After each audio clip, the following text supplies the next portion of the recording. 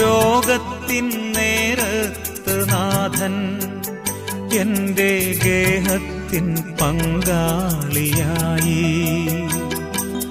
ചാരത്ത് വന്നെത്തി വേഗം ദിവ്യ സൗഖ്യത്തിനാനന്ദമേകി. തീരാത്ത സ്നേഹം നാഥൻ തോരാതെ ഏകി. തീരാത്ത സ്നേഹം നാഥൻ തോരാതെ ഏകി. ജീവന്റെ അപ്പമായി വന്നു എന്റെ നാഥനാമീശോ ഇന്നെന്നിൽ. ദ്യോവിന്റെ വാതിൽ തുറന്നു തന്റെ